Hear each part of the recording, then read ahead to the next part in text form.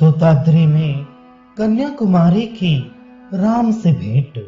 श्री रामदास जी कहते हैं, बाद में ताम्रपर्णी के किनारे किनारे श्री राम अनेक पवित्र स्थानों को देखते तथा नव वेंकटेश्वरों की पूजा करते हुए तोताद्री गए।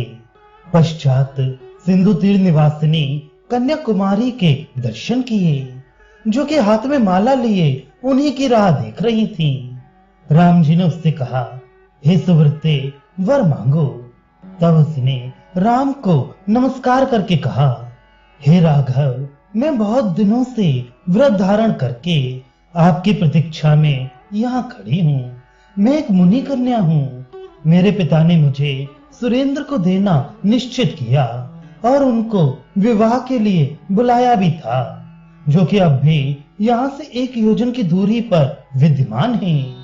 परंतु मैंने जब आपकी तीर्थ यात्रा का समाचार सुना तो मन में ये निश्चय कर लिया कि राम जब यहाँ यात्रा के निमित्त आएंगे तब मैं उन्हीं से विवाह करूंगी। पिता ने जब मेरा यह दृढ़ निश्चय देखा तो सुरेंद्र को लौटा दिया। वह मेरे लिए दुखित होकर 1 योजन पर अब भी खड़ा है। हे राघव, मेरी माता ने विवाह के लिए जो सामग्री एकत्रित की थी वह सब मेरे पिता ने क्रुद्ध होकर समुद्र में फेंकवा दी। वह सामग्री आज भी तरंगों के द्वारा लहरा लहरा कर बाहर आ रही है। हे प्रभु, आज यहाँ आकर आपने मुझको तार दिया है। अब आप दया करके मुझे अपनी दासी बना लें। उसके अभिप्राय को जानकर रघुनंदन राम ने कहा, हे कुमार के, इस जन्म में तो मैंने अविचल एक पत्नी व्रत धारण कर रखा है। आगे चलकर कृष्ण अवतार में मैं तुझे अवश्य प्राप्त होऊंगा, इसमें संदेह नहीं है। रामचंद्र के कथनानुसार जब तक राम पृथ्वी पर रहे तब तक वे यम नियम पालन पूर्वक जीती रही। तदनंतर अपने तपोबल से शरीर छोड़कर जामवान के यहाँ उत्पन्न होकर जामवती नाम की कृष्ण पत्नी बनी। वहां से राम सुरेंद्र गए तथा पयोष्णी में स्नान कर ताम्रपर्णी के तट पर स्थित आद्यानंद तीर्थ पर पधारे, जहां भगवान विष्णु, लक्ष्मी तथा गरुण से सेवित होकर शेषनाग पर शयन कर रहे थे। उनके दर्शन करके पश्चिम वाहिनी ताम्रपर्णी के तट पर गए। वहां स्नान करके पद्म तीर्थ पर अनंत शयन के दर्शनार्थ गए।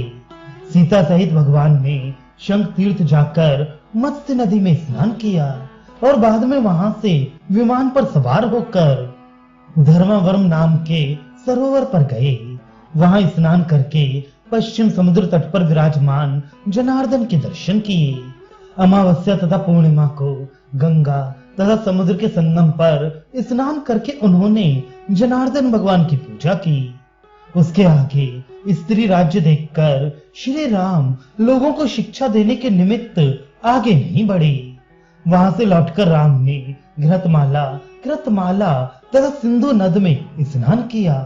वहां ताम्रपर्णी के तट पर स्थित गजेंद्र मोक्ष गए, जहां से ताम्रपर्णी निकली है, उस जगह स्नान किया। वहां से मैराल तीर्थ गए। वहां से चंद्रकुमार पर्वत पर गए। पश्चात विमान के द्वारा दक्षिण काशी गए। वहां विश्वनाथ का दर्शन करके चंपकारण्य पधारे। वहां चित्रगंगा में स्नान करके दर्शन मात्र से कल्याण करने वाले हर हर का दर्शन किया। बाद में राम ने विमान पर बैठकर मधुपुरी में प्रवेश किया। तदनंतर वेगवती के पवित्र जल में अवगाहन करके जग विख्यात सौंदर्येश्वर के दर्शन किए। तदनंतर मीनाक्षी देवी के दर्शन किए। द्रविणगिरि पर वेंकटेश्वर के दर्शन किए और कावेरी के मध्य में निवास करने वाले श्री रंग शयन का दर्शन किया। पश्चात मार्तभूतेश्वर का दर्शन करके जम्बूकेश्वर के दर्शनार्थ पधारे। वहां से रंगनाथ जाकर उनकी पूजा की। बाद में अविनाशी तीर्थ की ओर गए। श्री रंगनगर को देखने के बाद हेमवती के पवित्र जल में जाकर स्नान किया।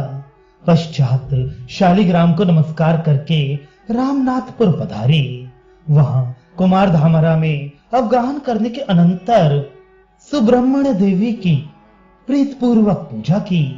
पश्चात उडुपी नामक कृष्ण की पूजा करके श्रृंगाख्य आश्रम की ओर चली। वहां तुंगभद्रा नदी में स्नान करके श्रृंगगिरी पर विराजमान शारदा देवी के दर्शन किए। पश्चात कुंभकाशी होते हुए कोटीश्वर गए। वहां से मूकांबिका देवी के दर्शन करते हुए मुंडेश्वर शिव के दर्शनार्थ पधारे। पश्चात गुणवंतेश्वर और उसके उपरांत धारेश्वर के दर्शन किए। फिर गौरेश्वर तथा सर्गेश्वर के दर्शन किए। फिर गोकर्णेश्वर, जामदगन्य तथा महेंद्र पर्वत पर विराजमान भीमेश्वर के दर्शन किए। तदुपरांत घौम और महाबली का दर्शन करके श्री राम कोल्हापुर पधारे। पश्चात करवीरपुर जाकर कृष्णा और वेणी के संगम में स्नान किया। तदनंतर विमानारूढ़ होकर राम गदा लक्ष्मीश्वर के दर्शनार्थ पधारे। वहां घट प्रवाह में स्नान करके वहां के अन्य पुण्य स्थल देखे। फिर महादेव को नमस्कार करके मल्लारेश्वर के दर्शनार्थ गए। बाद में कारा नदी के तट पर विद्यमान जगत विख्यात वक्रतुंड के दर्शन किए। बाद में नीरा नदी के स्नान कर तथा नरसिंह का पूजन करके पांडुरंग का पूजन और चंद्रभागा में स्नान किया। तदनंतर भीमा नदी के संगम तथा चंदला में स्नान किया। फिर प्रेमपुर में जाकर उन्होंने मार्तंड प्रभु का दर्शन किया। मां नील दुर्गा का दर्शन करके बहुत से स्थानों का अवलोकन किया। पश्चात तुलजानगर में जाकर वहां देवी के शुभ दर्शन किए और बाद में आगे बढ़े। आगे जाकर माणिक्य अम्बा के दर्शन करके अन्य पवित्र तीर्थों में श्री राम ने भ्रमण किया। पश्चात अंबापुर में विराजमान योगेश्वरी अम्बा का दर्शन किया। बाद में वैद्यनाथ को नमस्कार करके बंजरा संगम पर पधारे। वहां से विमान द्वारा नागेश्वर के दर्शनार्थ गए। पूर्णा के संगम में स्नान करके गोदावरी के उत्तरी किनारे पर अपने नाम से राम ने एक पुरी बसाई। वहां से मुदगल ऋषि के आश्रम पर होते हुए बाण तीर्थ गए। वहां स्नान करके सिंधु फेना के मनोहर संगम पर गए। तत्पश्चात गोदावरी और अब्जक नदी में स्नान करके त्रिविक्रम के दर्शन किए।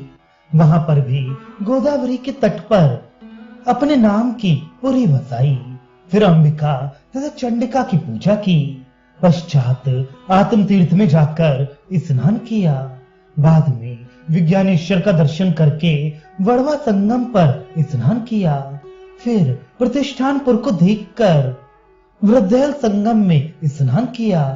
शिवनंदा के संगम में स्नान करके उन्होंने नरसिंह की पूजा की। तदनंतर अपने नाम के राम तीर्थ को देखकर प्रवरा के संगम पर गए। वहां सिद्धेश्वर को नमस्कार करके निवासाख्यपुर गए। वहां से नुपुरपुर गए तथा और भी बहुत से स्थान देखे। गोदावरी के तट पर होते हुए रघुद्धर राम पुण्य स्तंभ गए। वहां से कद्रू के संगम पर गए।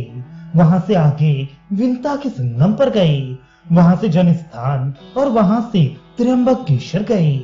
रास्ते में दाक्षिणात्य राजाओं के द्वारा सम्मानित और पूजित होते हुए राम उनसे अपना कर उगाते और उनको साथ लेते हुए आगे बढ़े।